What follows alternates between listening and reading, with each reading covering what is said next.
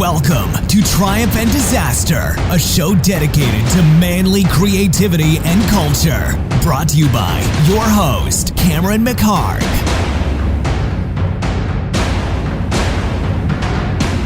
Hey guys, it's Cameron McHarg, and we're back with another episode of Triumph and Disaster. And this week, I'm really excited about this one because it was a great conversation. This is Dennys Ilic. I hope I didn't jack your last name pronunciation up, Dennis. I should have asked before. I don't know why I didn't ask before doing this, but it's some crazy Croatian last name. Ilic, Ilic, I think it is. Anyway, Dennys is he's an Australian celebrity photographer. He shoots everybody, but particularly he's got a couple books actually coming out soon, which we talk about in here. But it's particularly people like in the sci-fi genre, or you know, like Star Trek, Star Wars, Battlestar Galactica, but then also other kind of sort of related kind of comic kind of stuff, like, you know, Walking Dead or Lord of the Rings and all that kind of stuff. So he has shot everybody, and in a way that's just super cinematic and super cool. And I'm going to go ahead and post everything up on the blog at triumphanddisasterblog.com, so you can see it all there. But yeah, we just kind of we hadn't seen each other in years. It was kind of funny, and you can hear it in the actual talk, because we started to catch up, you know, and getting a coffee and talking, and I was like, no, we should, you know, save this so for the interview, well, not interview, for the talk. And so it's kind of a weird, awkward conversation before we got started. And then we just basically hit record and just sort of talked, you know, with a microphone in front of our face. But that's all it was. Really interesting, really good guy. Hope you enjoy. Here's Triumph and Disaster. Yeah, I have no idea what's going on. There's a thing in the LA Times. This magazine has come in, and it's actually a really cool picture of the Queen made up of what looks like thousands of other little pictures. One of those sort of compilation things. I guess there's like Australians, there's a lot of Brit actors and producers and directors here, so never. New Zealander actually all the time. Yeah, and even with my silver hair, I was just got back from Santa Fe, and I was copying the Jermaine from Flight of the Conchords. Holy cow! And I love the guys, you know. Yeah, well, you know, not that, you know, my hair's kind of salt and pepper now, but I used to colour it black until about 3 years ago, and I had choppers, you know, big sideburns, and I always wore the glasses, curly black hair. I'd be walking down, I walked down Santa Monica Boulevard, or more relevant, Melrose, and I would get asked for autographs all the time. And then I'd start to say, no, I'm not the guy. And then I hear the accent. Go, no, obviously you are. We know you are. Because Americans can't tell the difference between the Australian and New Zealand accent. Yeah, and to us, yeah, it's very similar, but to us it's very different, like Canadian is to Americans and Canadians, you know. And you know, as I said in Flight of the Conchords, you know, there's a scene where they were waiting to be checked into hospital because Jermaine was going out with an Australian, and they coined the Australian accent. He says, "What's the Australian accent like?" And he goes, "It's like ours, only more evil," which kind of makes sense. Yeah. Oh, well. Yeah, well, New Zealanders, like the E and the I sort of goes into a U, so they'll say fish and chops instead of fish and chips, and, you know, it's like, you know, Netflix instead of Netflix, you know, or Netflix, you know, so that's the extreme, you know. But to me, I mean, the minute I'm talking to a New Zealander, even if they've been living here in Australia for 20 years, that sneaks through, and I can tell, you know. But okay, yeah.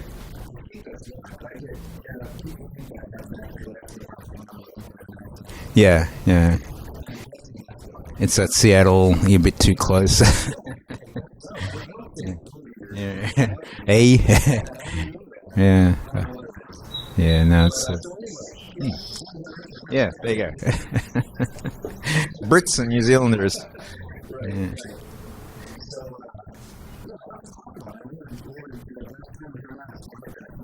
Yeah.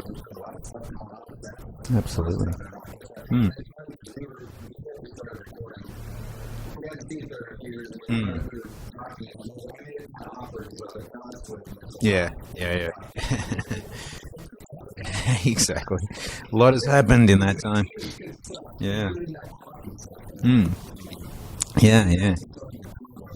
Yeah. There's just a little Starbucks every now and again will do a special blend, and they do these sort of short runs and special editions of coffee where they age them and let them have fungus grow all over them to ferment them, and then they dry them in sacks in the zero humidity warehouses in Singapore and all sorts of crazy things like that. And they make for a pretty strong, pungent flavored coffee. But I have a favorite that I like to get down from Seattle called Storyville, and when I run out of that, I'm not really good at planning ahead or planning in general, so I kind of tend to run out rather than pre-order and panic.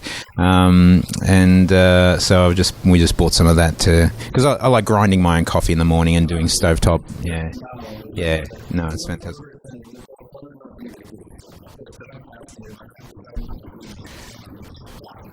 Yeah. Yeah, it is really good. It is really good. I'll have to send you their contact details, because they're just, even their branding and their packaging, it's all just beautiful, and you can see that when there's so much love and care in all of that as well. There's a real passion for the coffee and the process and everything. And you open up one of the Storyville packs of coffee, and it's like, whoa, it's just the best thing ever. It's really, really cool.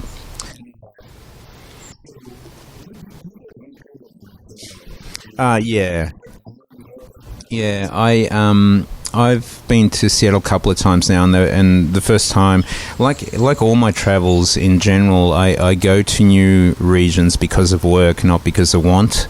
As much as I love traveling, if there was nothing to bring me to Seattle, it wouldn't be on my radar to go there just yet, because I've got a lot of other things to do. So I ended up doing stills on a film down there, an indie film that was being shot, and it was a lot of fun. Went there for 2 weeks and discovered Storyville, and that was about 2 years ago.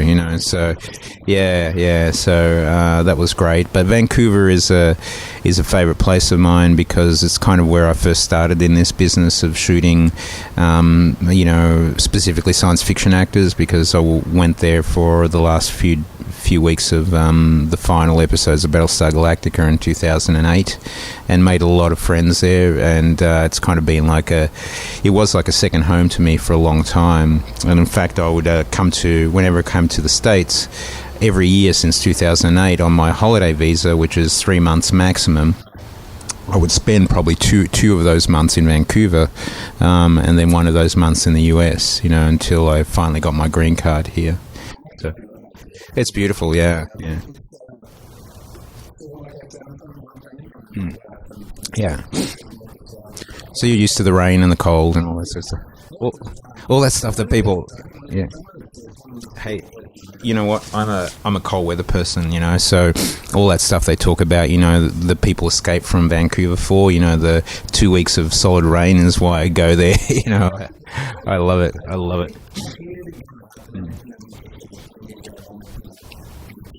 Yeah.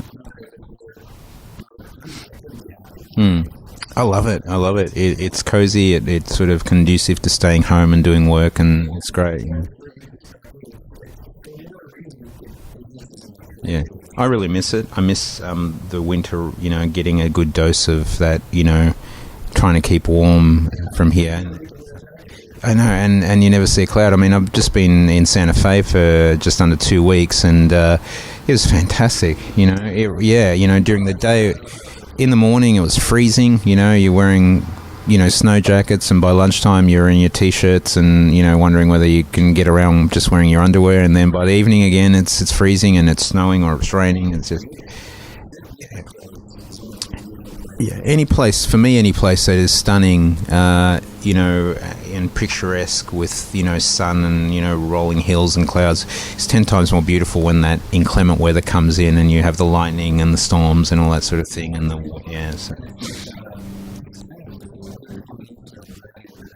yeah. Then you go into the hills and it's all forests and cool. Yeah, it's stunning. Yeah. Yeah.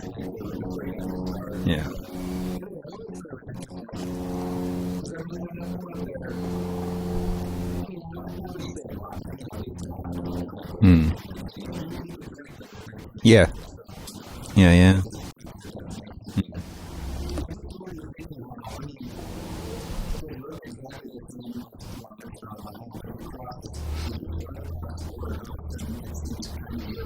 Yeah. Yeah. Yeah, absolutely. Yeah.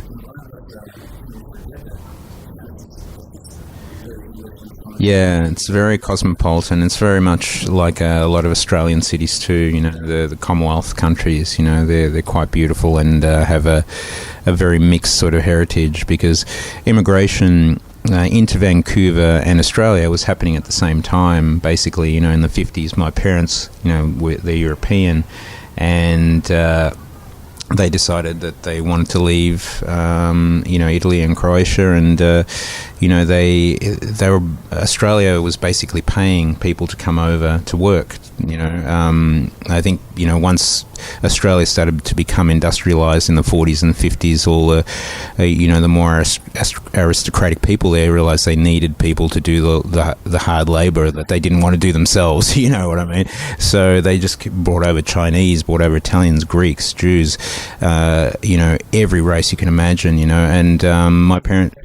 Yeah, yeah, and in Australia in particular, Melbourne became this, you know, this incredible cosmopolitan cooking pot, you know, like, and because of that, you just get some of the best food anywhere in the world from those cultures mixed with other cultures. And it's like, I think, you know, the biggest Greek community outside of Greece is in Melbourne, you know, in Victoria. You know, same with the Croatians, a massive presence in my hometown there, and you know, some of the finest coffee in the world and restaurants in the world, and, you know, indie pub bands and rock and roll, you know, is all in Melbourne. You know, it's quite the art city of and, you know, when my parents were checking off where they were going to go, it was like Canada or Australia, and they picked Australia. You know, I could have quite easily been Canadian, you know. So it's yeah, it's interesting.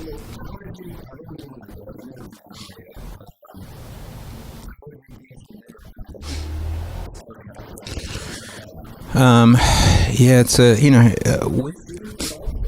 yeah. I was, you know, I started, you know, I was doing a little bit of cinematography and photography in Australia, but as is the case with most people in well, you know, I say in the creative industry, but every field of work is creative. You know, you need to be able to think creatively and laterally as a physicist, as you do as a doctor, as you do as an actor or a filmmaker or a photographer.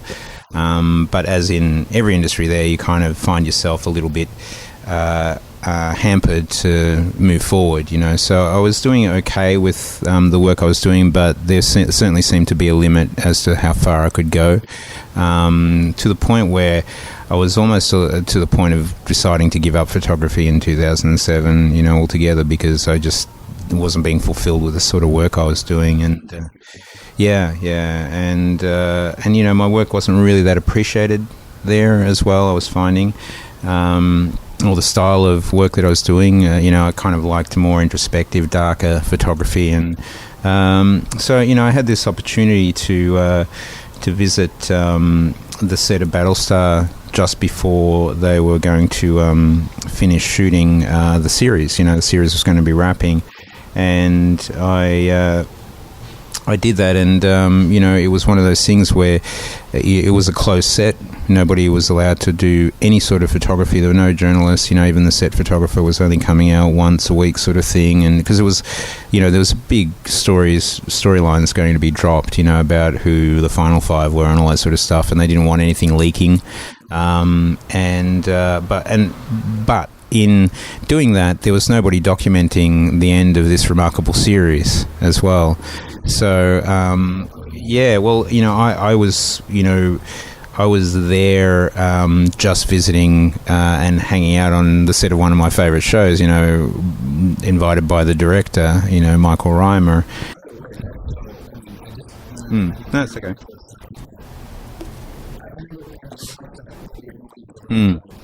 Same, yeah. A reboot, yeah. As we always are, yeah.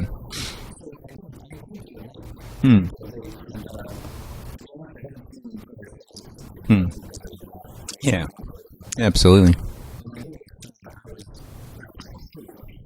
Oh, yeah. Yeah, it's It's a mind-blowing show that deals with every single problem we have in the world today on a backdrop of a space opera. You know, it was brilliant work by Ronald D. Moore, you know, and his writing, and Michael Reimer, the director, who's a really good friend of mine, wrote a lot of episodes as well, and he was a principal director, and it's a remarkable show.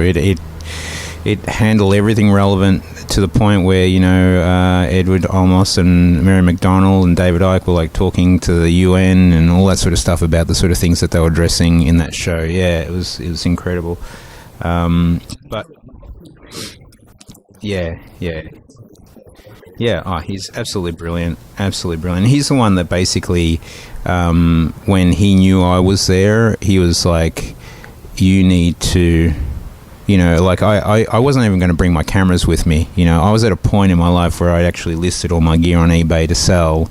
And, like Michael said, you know, chill out, come to Vancouver, and, you know, we're in Deep Cove, we're really far away from everything. You mightn't actually even be able to get anywhere unless you get a car and it's cold and all this sort of stuff. And I was like, yeah, I could use the decompression, and he's the one that really convinced me to bring my camera gear with me anyway. You know, so I brought it with me, and I'm very close to not bringing that and just having a bit of a getaway, you know, and you know, it was Eddie Olmos was like, you know, in that voice of his, you know, this is a really special show. There's nobody documenting this.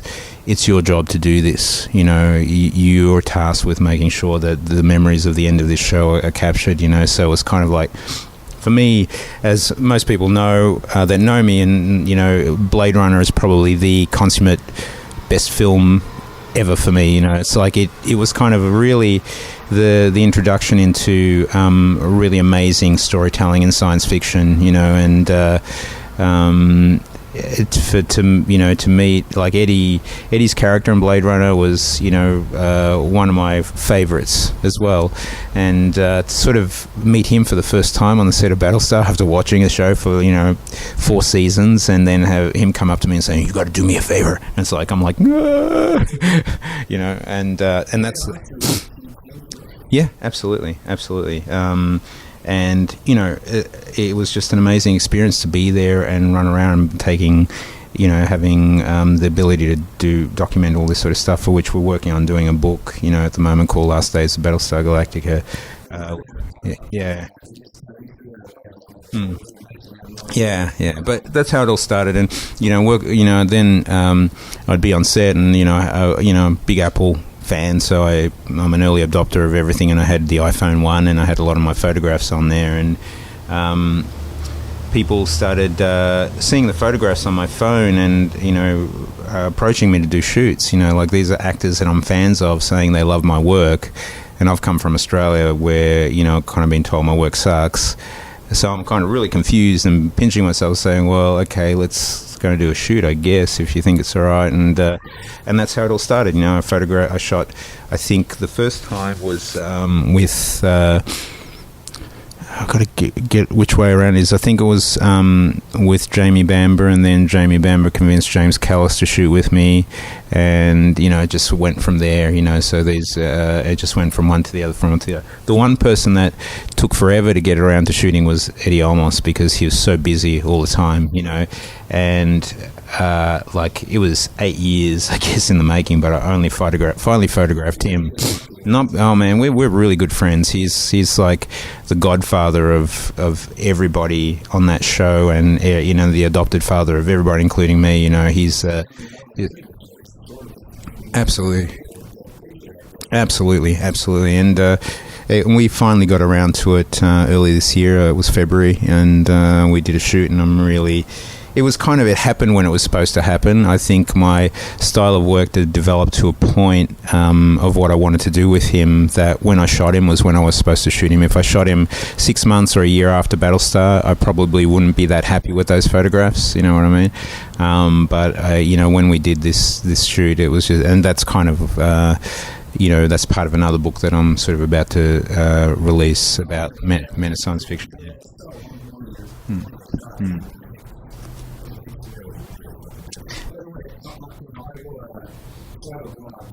Mm-hmm.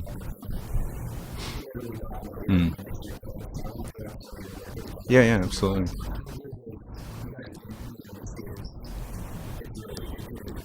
Thank you, man. I appreciate it. You know, we're as artists, we're always very. I'm feel uncomfortable even using that word, but you know, as creatives, we're always the most deprecating people about what we do, and you know, I constantly strive to change and improve my work and hate everything that I do. You know, so it's kind of like I'm always. It's this real weird mix, especially with social media, where you're actually putting stuff out there. You know, purely from a business point of view as well. You're promoting your brand and yourself, and you're putting your work up there and saying, "Hey, check this out! Check this awesome actor! Check this beautiful photograph!" And hating doing it with every atom of your body. Yeah, it's like.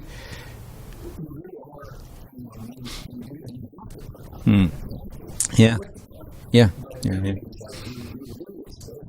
You're exposing yourself to. Yeah, and you know, for that reason, I mean, the percentage of what people see and what I've got is, you know, I've got 20 terabytes of photographs, of which people have seen a few hundred. You know what I mean? So a few hundred photographs, not terabytes. You know, so it's always. Every day, you know, I'll work on something, and if I post a photograph, I'll have about posted 5 different ones or 6 different ones, and got to put it away, and everything is fine. You know, the thing is, I'm a little bit of a perfectionist, and my business partner and dear friend Ken, who's in Australia, and he shot Eddie with me and Daniel Radcliffe, and he always tries to drum into my head that the enemy of great and perfectly acceptable and awesome is perfection. You know, like perfection is the enemy of everything. You know, but when you're wired that way, it's hard to fight it. You know. Yeah.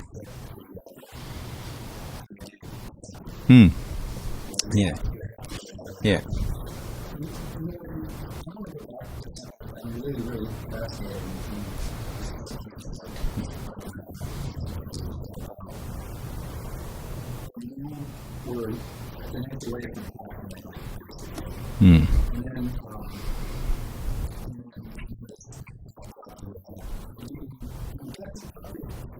Oh, you always do. Oh, totally. It you know, they're some of the most insecure people I've met and worked with at the absolute top of the industry in Hollywood. Yeah. Yeah.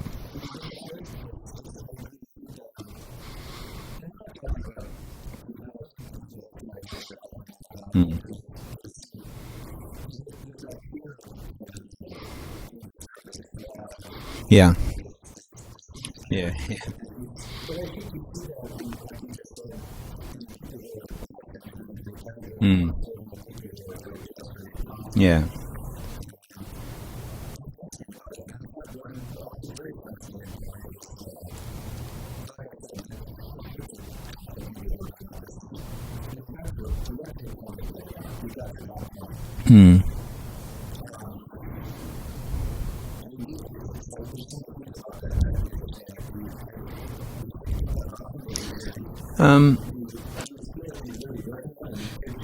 Yeah, look, yeah, who knows where you'll be? I mean, life is just, you know, there are crossroads everywhere you turn, you know, and, you know, I could be working, you know, a retail job or something like that, or working in sales and making 6 figures, you know, and be really happy with my 3 cars and a house, or even more depressed. You just don't know, you know. I think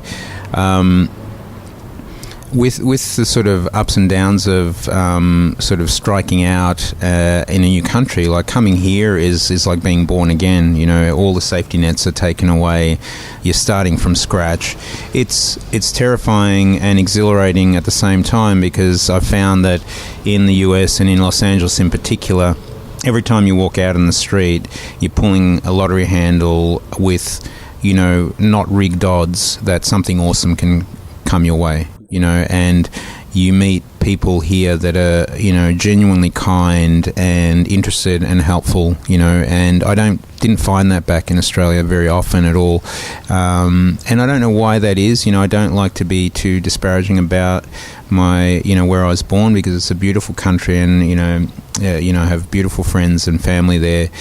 But from a creative point of view, I just didn't get the support and that validation that we need, that you are doing the right thing and you're on the right path, and encouragement. Encouragement was the thing that was really lacking back in Australia, except for my absolute immediate close friends, and family. And like, if 3 people are saying you're awesome, you should keep going, and 3,000 are saying, we don't care about you or what you do, those are, your mind sort of thinks in certain directions. Here, there is, and I'm really, really sensitive and very protective about people, especially back in Australia and other countries that are anti-US and have bad things to say about Los Angeles in particular. They tar it with this brush that is propagated by really bad media reporting in those countries, and people in the street will grab that and run with it, and they've never been here. And people say to me, why are you living in that hellhole, where everybody's just being shot in the streets, and it's all this and that, and it's tinsel, and it's everybody there is fake, and I'm like, well, you tell me which part of LA you found that in, because I'm not hanging out there. It's like, I think you generate what you want and what you are. So good people, like, you're not going to meet an asshole through me, because I don't hang around with users and assholes and two-faced people. So I'm not going to introduce you to anybody like that. So if you want to hang out with, if you want to, be depressed and angry, hang out with depressed and angry people. If you want to be happy and successful, we're osmotic creatures. We are what we eat. We take, if there were 5 people sitting around this table now, bemoaning everything and in tears, I'd be like, oh fuck, I want to kill myself.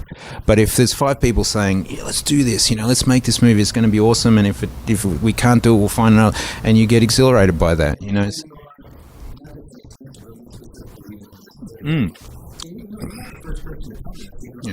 Yeah. Yeah. Yeah. Yeah. Hmm. Yeah. Hmm. Yeah.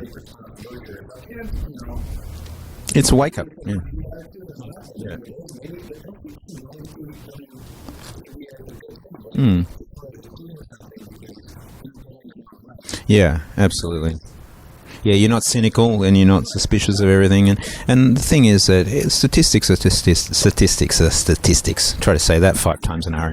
The fact of the matter is, there there are good people and bad people everywhere, and you have more people in a given area, you're going to have more bad people. So of course there's lots of bad stuff happening in Los Angeles, but there's also an exponential amount of good stuff and good people happening here too, and that's what I'm drawn to, and I love to help people, I love to connect people, and in a country where networking is not a dirty word and it's a way of life and it's an expected thing, I thrive here. I love saying, hey, you guys should meet up, and do something. And if you guys do something and, go stratospheric with what you're doing, I'm happy about that. I'm not like angry about that, which is what,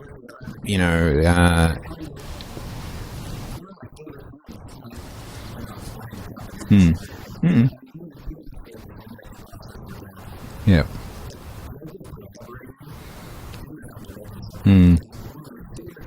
Yeah, absolutely. Yeah.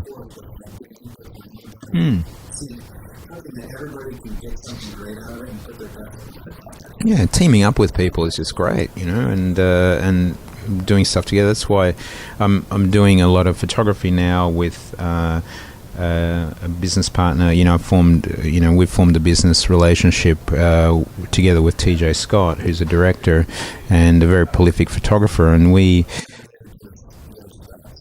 not as in the Ridleys or anything like that, no.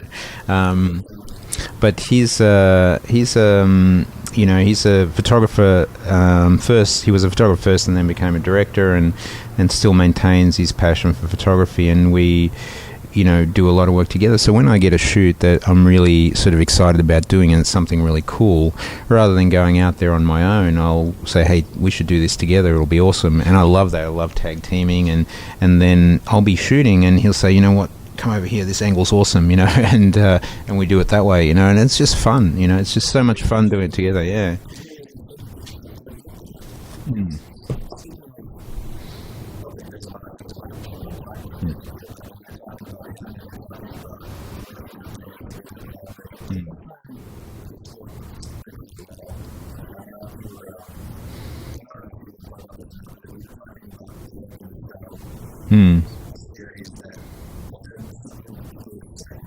Yeah, which is, it's one of those things that's a long-term, development process, and it's still in the works. Yeah, it's a passion project for me because it's something that my brother and I have spoken a lot about. My brother is a psychologist, and he works for the Department of Justice and the Defence Force and all that. So we have very interesting conversations about that sort of thing, and it just started to fascinate me from the point of view that not just your serial killers, but your everyday psychopaths, which we are starting to learn more and more about. The general public knows about this sort of thing now because of reporting and because of social media and because so many bad things have happened at a high corporate and government level that, it's kind of like, why are these people doing these things? Why are they destroying people's lives? But they're not killers, but thousands of people are committing suicide because of the fraud that they, what I mean. So these are people. These are the high percentage of people that we. Of course, there goes the Harley Davidson. There's a very high figure of these people living amongst us, and I'm sort of working on developing a TV series based on this sort of thing, and that all it's going to be hopefully a really cool drama, but it's also educational, So and it's a fascinating thing. And I was just speaking to somebody today about children, and bullies. And the problem is that there's always going to be different percentage, but a lot of bullies are just child psychopaths that are irredeemable and will grow up to be psychopaths, people without empathy or without emotion. So yeah.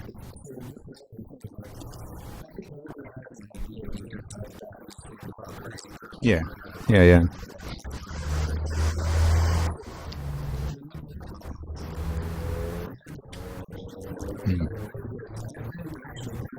Mm. Mm.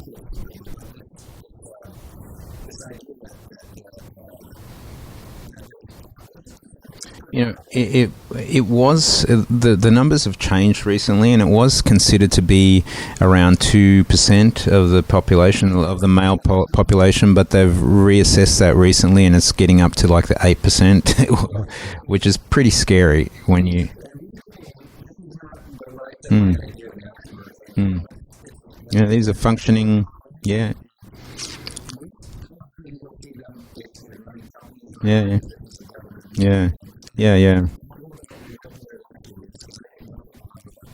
Well, yeah. Well, it's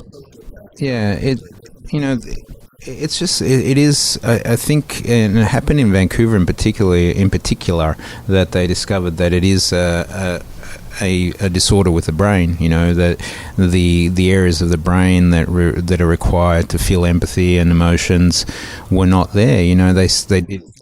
They did brain scans of every serial killer in BC Penitentiary, and then compared them to, mixed all those scans up with people with schizophrenia and various forms of mental health issues, and their normal, quote unquote, normal brains. And every sort of surgeon that they gave it to said separate these into piles. All the psychopathic scans, all the scans of the serial killers went into one pile without any, no percentage of error sort of thing. So, Yeah, so it is an issue that it's a mixture of nature and nurture now. Whether you become a serial killer or a person that goes through life basically imitating emotions.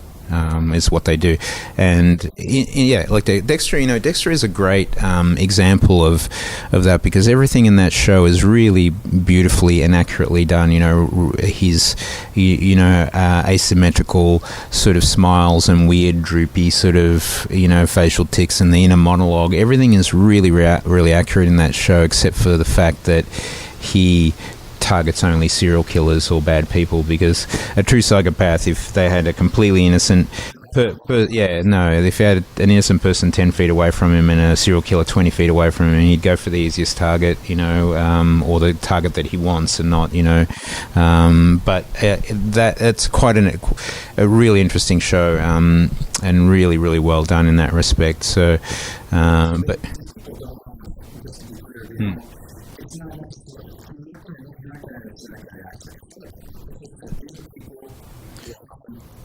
very charismatic, very driven, charismatic, kind and attentive until they want to destroy you. Yeah, until they want to destroy you. Yeah, absolutely.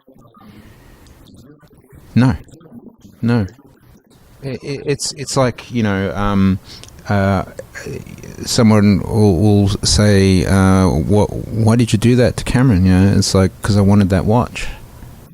Why would you ask a question like that? It's simple. That's what it's like. That's how. Yeah, it's scary. But yeah. So yeah, it's a fascinating thing that is becoming more and more publicly aware, because of especially the incidents of of high level sort of fraud that happens, because it's like people that way inclined are really driven to get whatever they want, and they will trample over everything, and it's kind of like at some stage it all has to come falling down.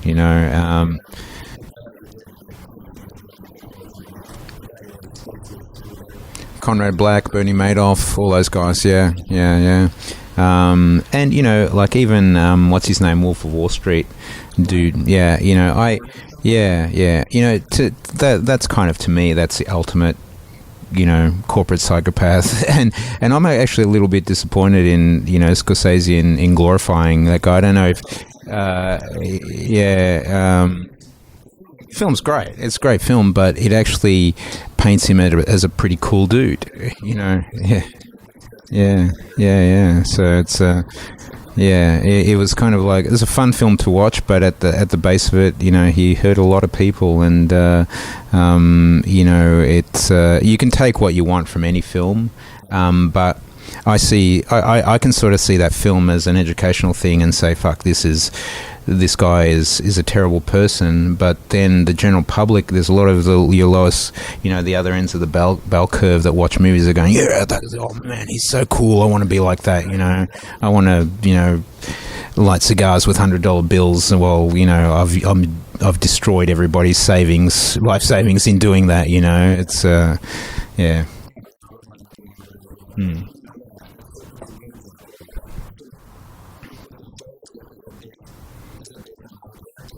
The idea is that it will be based on one character, yeah.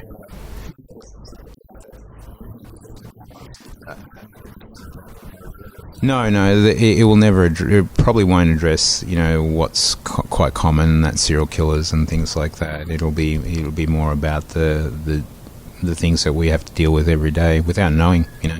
You could be, as I think his name was. There's a Canadian psychologist who did a documentary about this, and he basically said you could be married to one for 20 years and not know it. And there are a lot of cases of that where you start to become used to the behavior and you doubt yourself, because that's what gets sewn into you, is self-doubt and self-blame. Yeah, and you're completely controlled. So it's I don't want to talk too much about it until, it's kind of like one of those things where it's like, I'm doing this show and it's going to be awesome. And then, unless you actually do it, I feel bad. It's like, now everybody's going to listen to this and be going, when's that show coming out? I was like, I've been working on this for like 4 years, man. It's like, yeah. My biggest thing is that, I like to assemble people that address my weaknesses, and I'm not a writer. I think I can come up with some pretty good ideas and concepts and do treatments and say, here's the basic, here's the characters, here's who they are, and then try to find a really good scriptwriter to write me a pilot episode, and I've sort of mentioned that, like a lot more detail I'm saying here, the core idea of this thing to a lot of people that are friends and they're going, that's an awesome idea, you should do it. And I'm saying, well, and I'm inexperienced in getting films made. I'm a photographer, and most people saying, get your Bible and get a pilot script done, but finding somebody that you can write for you and think in your terms is very difficult, and you either try to find someone, again, like what you're saying and about partnering up with them that believes in the idea is great. I found a lot of people like that, but everybody's got their great ideas for a script too, so that's where they put their energy first, so I end up with a few people saying, I love it, I'll write it as soon as I finish this, and that's happening again and again. And another friend, a really good friend of mine, Justin Dix, is who's an incredible props maker, but now has become becoming a successful writer and director and producer. He was just saying, bang it out yourself, just no matter how good or bad it is, just write it. And it can be the worst script ever, but once it's on paper, until anything, like even a photograph that's on your hard drive, until it's printed, it doesn't exist, and until I do that, there's nowhere to move to correct it. If I've got 60 or 70 pages written on a pilot episode or something, it's a lot easier for me to give that to somebody and say, mold this into a good shape, rather than here's my idea, start from scratch, because you got to sit yourself away for 2 months, so it's a big ask to say, hey, write me a screenplay without dropping 10 grand, If I had that sort of money to give somebody, then I would have had the script written ages ago, but I keep on buying cameras. Yeah, now I've put myself on the spot to do that too, but that's the plan. Yeah, I think I'm going to have to. I think it's a really important story to tell, and it's a really important way to educate people that are, trapped in these situations. So I really want to actually do it and move forward with it. So we'll see. Yeah, we're surrounded by, man. Every time you go into a Starbucks and there's, 50 or 60 people in there, like there is in this one here, you got to look around and say, I know there are psychopaths in here. The percentages tell you, yeah. Let alone going to a nightclub or a restaurant or something like that, so. And that is a clinical person that has been born without the ability to feel empathy, that, will look at a tree and say, interesting, look at you getting hit by a car, say, interesting, and look at, yeah.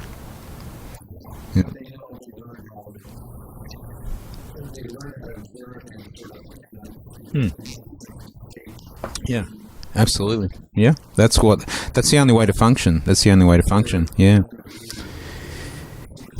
Yeah.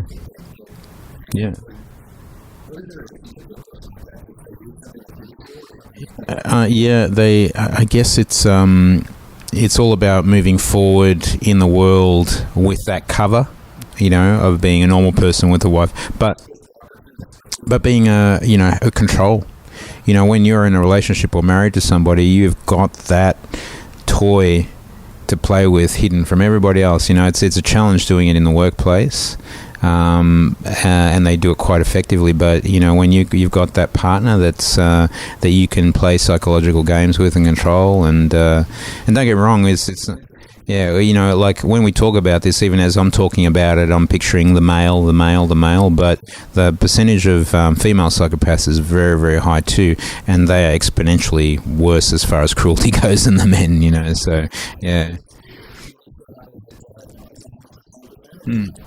I think it's when the estimates were at around two. Yeah, when the estimates, I don't know what the current ones are, but when the estimates were at 2.2 to 2.5% for males, it was like 1.8%, 1.6 to 1.8 for women.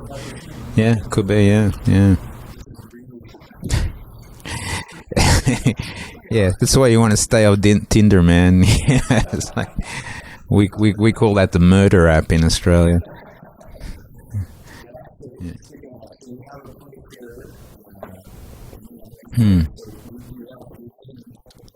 No, yeah, this is my home base now. I've got my green card, and it's been here for 2 years full time now. So, yeah, it again, work takes me places, and self-imposed work takes me places too. So when I'll go to Vancouver to visit friends, but then I've gone to Santa Fe to do some work with TJ. We're sort of self-imposed project, but sometimes I get taken back to Australia to do corporate photography as well, which is really great, pays well. But yeah, Oh, well, the bankers do, not the filmmakers. Yeah. So, absolutely. I don't sneeze at, architectural and corporate photography, because actually it's kind of how I cut my teeth, and I really enjoy bringing back what I've learned about shooting actors and people in Hollywood, and bringing that flavour to the work that I do with CEOs and things like that. It's good fun. Yeah, and it's always a challenge, because you kind of get spoilt by an actor when you say, I need this and I need that and I need this kind of introspective nature from you, and I need, this punch in the nose joy from you, and they just go bang, bang, bang, bang, bang.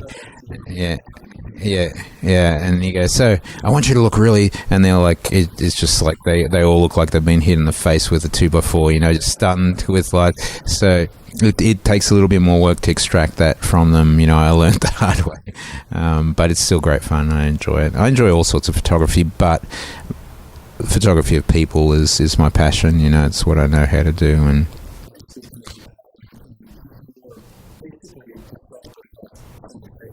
And oh yeah, a little. I mean, it's yeah.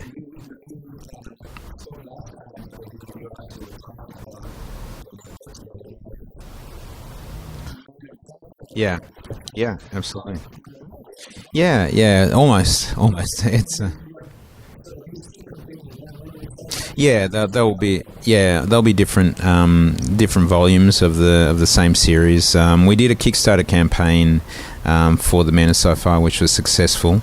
It went really, really well, and it just shows. Kickstarters are great because it actually shows you the market for something by creating a structured pre-order system for the world, and if you do a campaign, if you say, if I do this book and I drop $30,000 into creating this book, hopefully people will buy it, and if they don't, you're kind of screwed. You're stuck with 3,000 copies of a book that nobody wants. Whereas with Kickstarter, you don't have any product created yet, so you're assessing the demand, and when you do sell 500 or 1,000 of those books, you realize, cool, now I can make them, because not only do I know that people want them, but they've given me the money to make them. So it's a great system, and we did well with the book, and the only hiccup I had with it was not realizing the immense effort to bring it to fruition, as a one-man band, with, two other friends happening. It's a big project. So, invariably with normal life, like doing jobs to pay the bills, and taking opportunities that are too good to refuse, that actually then further fuel the book, because you say, hey, we want you to come to New York for 3 weeks to do this, and it's like, oh god, they're shooting Gotham there, so I can get some actors for the book, and all of a sudden you haven't been behind the computer for 3 weeks, and things fall behind a little bit. But so we're about probably only about a month to 6 weeks behind with our initial delivery estimates for the book, but it's always been for good things, and propagating a better product. Initially the book was going to have like 12 actors in it, because of those opportunities that have come up, now we're up to, people are getting a book with 27, people in it, sort of thing. So, yeah. Absolutely. There's a lot of Battlestar actors in the book, but I like them both, but I grew up with Star Trek, so because long before Star Wars, long before Star Wars, I'm old enough to have been watching Star Trek when it came out, so I was born in '63, so but by the time it got to Australia, in the late '60s, early '70s, I was 7, 8, 9 years old, and I was, sneaking out of bed at 11 o'clock at night and turning on the black and white TV and waiting for 5 minutes while the tubes warmed up, and that little dot turned into a picture, and and there was no Star Wars then, and so you that's kind of your first, my first thing. Entry into it was Star Trek, and then it was all those early Charlton Heston sci-fis like the Omega Man and Planet of the Apes and Soylent Green. All that stuff came in for me long before Star Wars did, and then Star Wars was a mind-blowing experience when it came out. And for me, the first film is still the best. The sense. Yeah, everybody loves Empire, and funnily enough, Empire was kind of the most forgetful film for me. Empire was really cool, but I think, and that's the thing, the sort of the newness and the sense of these like actual worlds that weren't a set with a cardboard orange or pink sky like Star Trek was, but these truly new worlds and land speeders and all this incredible hope and youngness, that beauty of that film is so ingrained in me that I kind of found the punch in your face that was Empire Strikes Back was just a little bit overwhelming, and so to me it kind of went, Star Wars, Empire, Return, in cascading favorites sort of for me. So so it is what it is, but Star Wars was there, but to me Star Trek has always been the first and foremost. And then of course, as far as movies go, once Blade Runner came out, I kind of forgot about everything else.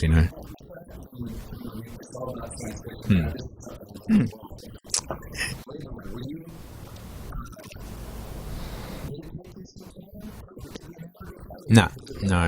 It was right out of the gate, and I'm always a person of like, if a film gets overly canned, even today, if people, especially when critics say something's really bad, I'll go, I'm going to go see that film, and usually it's it turns out to be again, those ends of the bell curve, the lowest common denominator, the masses that just love the cookie cutter shit that a lot of critics just they'll jump on board with that. So there are cases in and out. To me, again, if something gets a super high score on Rotten Tomatoes, I'm always a bit wary about it, because it's open to judgment by the masses, sort of thing. So as a almost just to like most of my friends are just Star Wars fanatics, complete zealots, so obviously as a typical Australian shitster, the first thing I'm going to do is talk about how crap The Force Awakens was, and I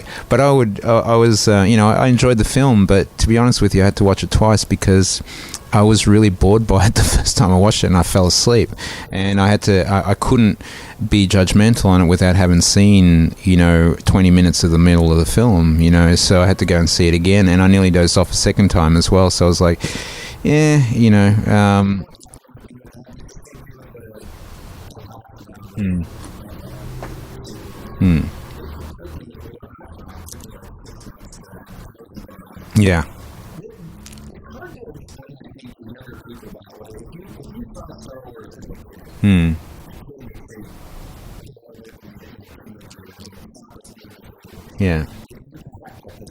Yeah. it was world changing. No. Well, they can't because they're bombarded with Avengers and Spider-Man and everything. It's like so you got some Vipers, so you got some X-wings flying around. What's the big deal? When we saw that for the first time, it was like, yeah. Yeah.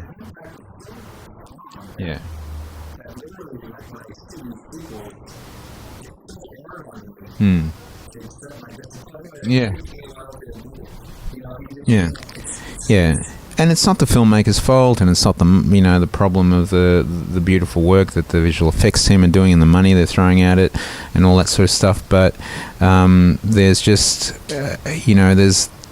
you can never replace that sort of feeling that you got when you saw Star Wars for the first time. The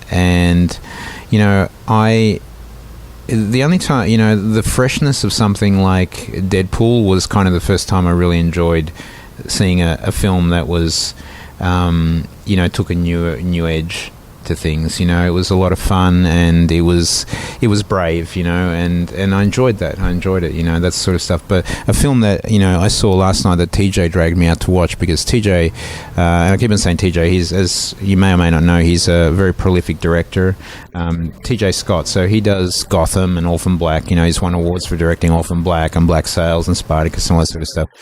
Yeah, and he's a cool cat, and but he's not big into going to the movies to watch superhero movies. So he dragged me out to see this film called Sing Street,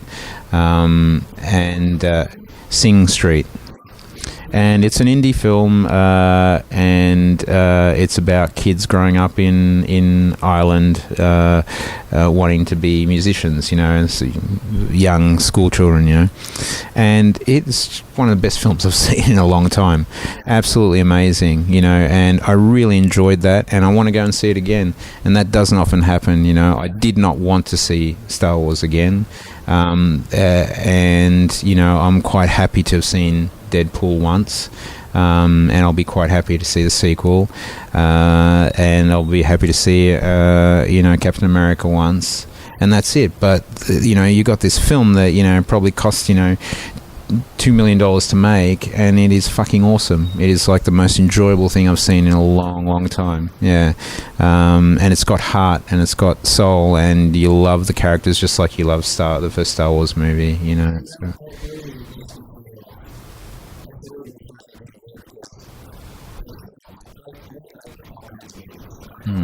Yeah, there's a time and a place for all of them. Yeah.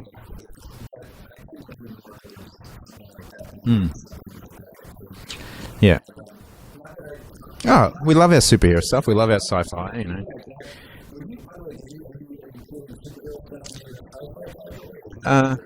Not really. I mean, the book, and in particular, the book Men of Sci-Fi isn't really that anymore. It's kind of like Men of Genre, because, and it's fairly wide. It goes into things like Spartacus and all that sort of stuff. But I didn't want to call it MOG or MOG.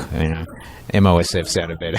Yeah, absolutely, pop culture and all that sort of stuff. But I include everything: pop culture, superheroes, science fiction. Science fiction really is like your Star Trek and your Star Wars. And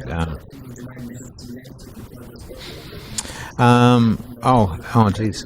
Yeah, front and center, opening book is Edward James Olmos, who is an extraordinary actor, and he's like prolifically working. Like, he did a season of Dexter, he's done I think a season of Agents of S.H.I.E.L.D., and he's making movies still, and he opens the book because, for me, he was kind of like the guy that got me into this sort of thing, so there was it was really difficult, because I was wondering whether I was going to get a chance to shoot him this year again, because he keeps getting busy, and I didn't want to do this book without somebody iconic like him into it.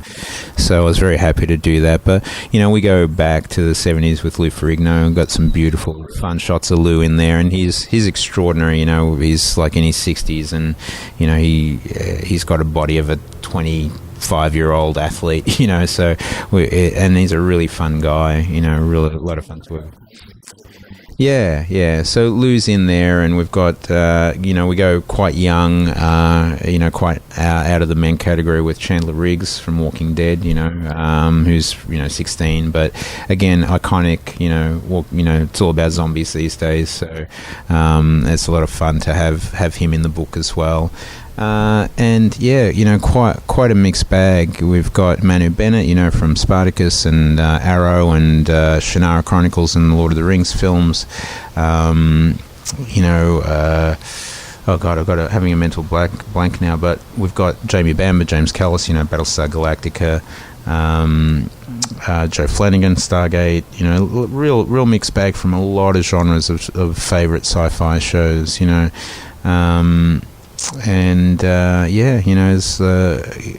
24 actors, but then I wanted to swing a little bit behind the camera, and I've got 3 producer director types as well, because a lot of these shows are what they are and look like what they look like because of the directors. So the creator of Spartacus, Stephen Dennys, is quite a striking, cool looking guy. He's got the most awesome tattoos, so I did a photo shoot with him. He is directing Pacific Rim 2, so that's quite a big not many people bother with, when I'm on set, I love shooting the directors and the grips and the first ADs and the cinematographers as much as I like shooting the actors. That's kind of like the foundation and the cement of the house, you know what I mean? And people tend to ignore that a lot, and we've got TJ, of course, again, he propagated a lot of my work in this city, and has become one of my best friends, and I couldn't have really done a lot of what I've done without him, so he had to be in the book, of course. And and he directs a lot of my favorite shows, so he was in it. And then Danny Cannon as well, who's quite an iconic producer director. He's responsible for all the forms of CSI that you see, but of course, he directed the first Judge Dredd movie. And I'm an '80s kid. I love Sylvester Stallone. I loved Sandra Bullock. I loved all those Arnie. Running Man.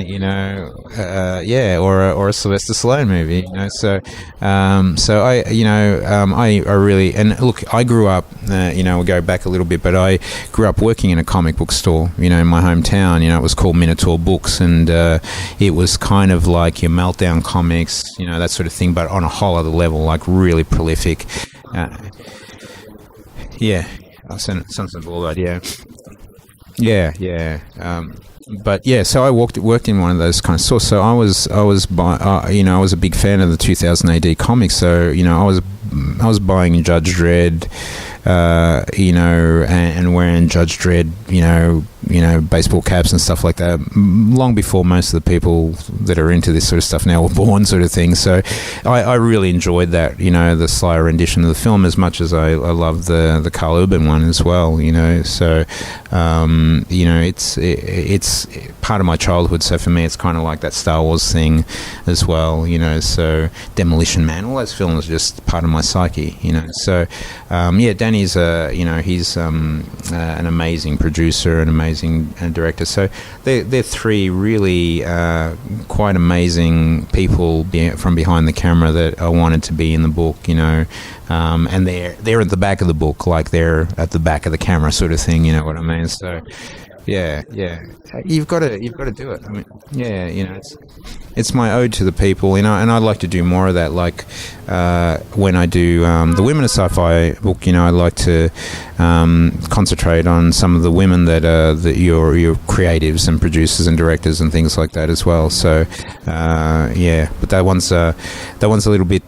We might get a Kickstarter up for that towards the end of the year, mid-year. We'll see how we go. I've just got to get MOSF out first and to its backers and in their hands, and then we'll go on to the next one.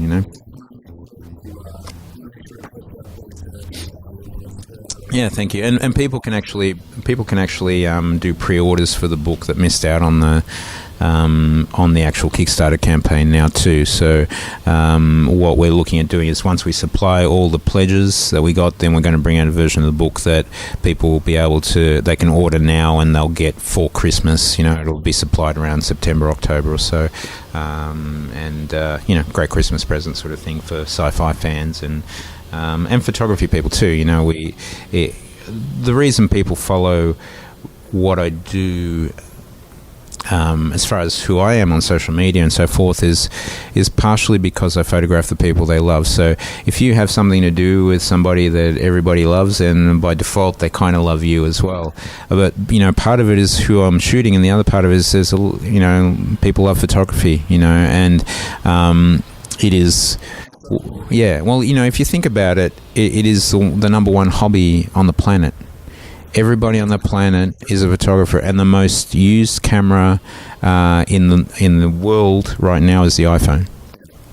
So people are always looking at ways of changing it up a little bit or adding some new sort of style or whatever. So I'm a photographer, and you look in my house, it's 90% of the books are in there are photography books. Because we all love looking at other versions of what we do, and being inspired and influenced by things. So absolutely sure. Yeah sure yeah yeah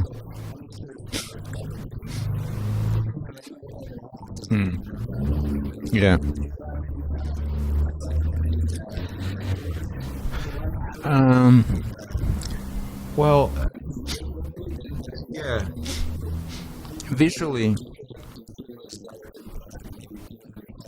Yeah, look, I try to help people as much as I can, because I know how hard it can be sort of finding a place in the world in general, let alone in sort of a business or a field that you're passionate about. So the one thing I try to let people know is that they have to be persistent. Persistence is what everything is about. You can't just take photographs for a year and decide, since you're not famous or making a lot of money doing it, if you love what you're doing, there's nothing that will stop you from doing it, and you can't sleep without dreaming about doing it, and that's the way it is. So I try to be as positively influential as I can in social media and supportive of people, and always answer questions. And if I can, I'll take people out on shoots, and TJ does the same. We're both very mentoristic in our as far as we can, but I think initially, and still to date, somebody that really, besides the people that that I don't have relationships with or physical access to, I have my favorite photographers that I wanted to be like when I grew up, and for me, it was initially what captivated me about photography was the work that Annie Leibovitz was doing, and if you don't know Annie Leibovitz, she's probably one of the most prolific photographers in the world, always does Vanity Fair, pretty much so her style and the look and feel and the post-production of her work was what really captivated me and got me interested at an early age. But then I was always a huge aficionado of U2, and their music from, very, very early on. Again, I'm a 70s and 80s child, so U2 and The Cure, all that sort of stuff were my music genres. And the photographer that was shooting them forever since they were pimply kids was Anton Corbijn. And his black and white stuff, I've got 3-inch thick books of U2 photographs that are all black and white by Anton Corbijn, and he's photographed them so much. But his work with them, his natural light work, as well as, one of the things that I loved about what he would do is, you take a step back and see what he's doing, and he would have Kinoflow lights out in the middle of a field, so he would be lighting them with cinematic lighting, like lights that were designed for making movies and TV, no flashes, and that's what kind of got me interested in shooting with Kinoflows originally. So we're all derivative, my work doesn't look like anything like Anton Corbijn, but I'm going, wow, I'm going to try that. That's really cool. And then you bring something of yourself into it. So you should never feel bad about trying to imitate somebody, because you'll never be able to copy it. Never be able to do. I'll never be able to do an Annie Leibovitz photograph, but if I try in my fumbling ways, I will eventually instill myself into that style, and I will create a look that is quite, unique to me, sort of thing. And that's they were kind of my two driving things. And now I'm sort of leaning back towards a lot more black and white, and I'm looking at my Anton Corbijn books again. And of course, Anton Corbijn directed a lot of their music videos, and then went on to direct a film that I really love called The American, which such a great film, that breathes. It's a film that you can sit there, and it has a very 70s, 80s filmmaking sensitivity to it, which is why, and it's interesting because there's not a single young person I know, or a youngish person, that likes that film, because their goldfish attention span does not allow them to enjoy a film where a guy is doing crunches and sit-ups because he's an assassin for like 5 minutes, and it's just this beautiful wide cinematic shot, and there's all this subtext going on, and absolutely, yeah. So Anton Corbijn is a great photographer to look up. I mean, his stuff is just raw and beautiful, and but I think there's always, because of my love for filmmaking, there's always been a bit of a cinematic approach to my photography, and I tend to always shoot horizontally, regardless of whether it requires to be a portrait, and it's a lot of negative. Yeah, thank you. So there's always a lot of negative space in my shots, and there will be a person off to either side in the rule of thirds. There'll be in 1/3 of the photograph, but I think just that there's kind of a little bit of a raw, real, rustic style to my photography, in that I'll do a lot of natural light photography, and there'll be shadows and things like that, and that comes from the cinematographer of Battlestar Galactica, who I met on Battlestar, Steve McNutt. And if you watch Battlestar, there is everything is practical lighting. People are moving in and out of shadows. People will be walking down a corridor, and they'll stop, and they'll be talking and holding this conversation. It'll be Katie Sackhoff and Michael Trucco or somebody like that, and you won't be able to see their eyes, or like they're just completely in these deep socketed shadows, and then it's just like beautiful, So I just started to really be fascinated by his sense of style, and the way he would light things, and I could forever be on set, so looking at a scene as they're filming, going, where the fuck is that light coming from, and he will have them being lit by the ambient light created by the console, you know what I mean, and stuff like that. It was just so beautiful. So for me, stylistically, he, even though he's doing moving pictures, he's a photographer as well, so I would always look to him, and look to his work and talk to him about lighting, and so as close as a real living mentor that I could talk to about this sort of thing, it would have to be Steve McNutt, who went on to, he's doing Outlander now with Ron Moore again, which is very different, yeah. So there you go.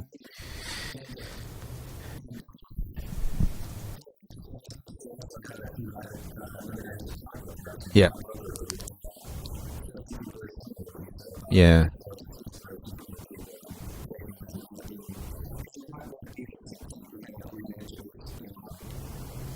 Yeah, absolutely.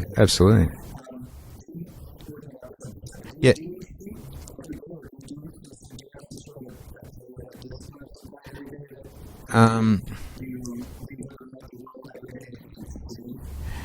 Oh man, I have no discipline. I'm such a yeah. Yeah. I'm a bit of a hack when it comes to that, and I kind of, I have very little discipline, unfortunately, and I was in the Army Reserves for a number of years, which taught me a lot about discipline and having a strict regiment and stuff like that. But it kind of wore off, and I roll out of bed when I roll out of bed. But the thing is, I don't have the discipline to switch myself off. So tonight I'll go back to work, and I'll start photoshopping, and I'll get excited about it. The next thing I know, it'll be 5 o'clock in the morning, and then you can't consistently go to bed at 4 and 5 a.m. and get up at 7 a.m. to start the day like normal people do. So my hours are kind of like 11 till 5. And that's not 11 till 5 p.m., 11 till 5 a.m. You know what I mean? So people, sometimes people can't reach me, and I will take a call because I have to take a call and it's 9, and they can tell I'm still in bed. And there's this kind, you can always tell. And there's this thing of like, life's tough, isn't it, man? But I didn't go to bed at 9:30 after having a barbecue and a few beers with my friends. I worked my ass off until 5 a.m. And it's mentally taxing work. It's not like, putting together things on a production line. You're really thinking about what you're doing and analysing, and you're this far away from the screen, and, it's just one of those things. I love it. Yeah. But yeah, I sort of... I like to shoot as often as I can, and you probably saw me. I've got another meeting to go to, and I prepare my camera. I take my camera with me wherever I go. So if I'm not out on a shoot, we'll shoot all the time. Yeah, always looking. And that's the thing, you can't, once you get to this point in industry, even probably yourself the same, you can't go into a movie and really enjoy it like the general public does. I'm looking... Yeah, I'm looking. Wow, where's that light coming from? How and if it's a big, beautiful shot and the person is big in the screen, you're looking into their eyes and trying to figure out where the specular highlights are coming from and all that sort of stuff. Yeah, that's why you have to see a film a few.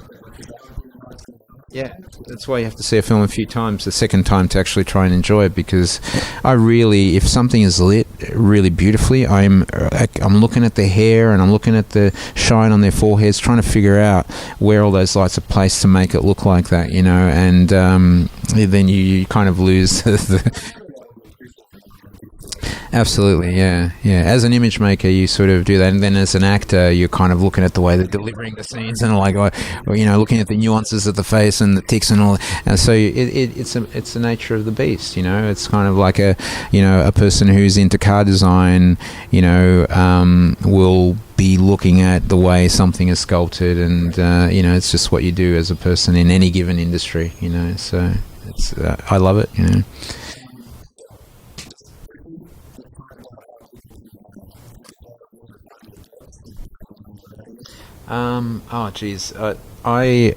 Probably the easiest way is just to Google. I mean, I couldn't tell you my Facebook, but my name is spelled Dennys, and then like the rest of them without the apostrophe. Then Ilic is my surname, and if you Google that, you'll find my Facebook, Dennys Ilic Photography. It's Facebook.com/Dennys Ilic Photography.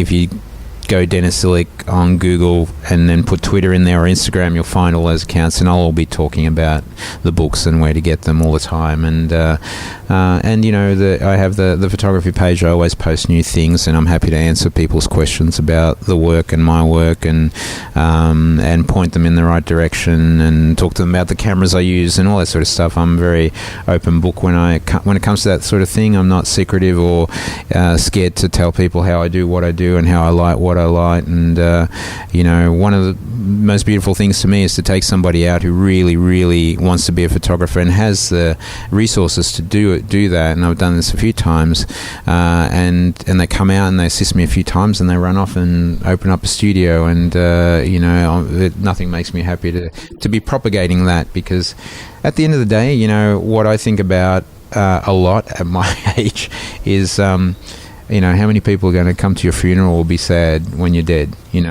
and the last thing I want is like, why would you want to live a life that has somebody saying, you know what, that guy was an arsehole. He wouldn't even tell me what camera he was using. You know what I mean? It's a little bit selfish. You know, everyone wants to be liked. You know, and I don't do that because I want to be liked, but I get a really good feeling out of having somebody send me a message saying, "Thank you so much for your help." You know, and that's what more do we want to do on this planet than be good to other people? You know, that's what we're here for. We're not psychopaths, hopefully. So, you know. Yeah. Oh, my pleasure, man. Yeah, and a coffee. Not the best coffee, but yeah. You know, I was when I was you know, advertising for my spare room in my apartment. You know, saying it was like you know, we've got this, and you know, I make good coffee every morning. And if you don't like good coffee, there's actually a Starbucks right down the road as well.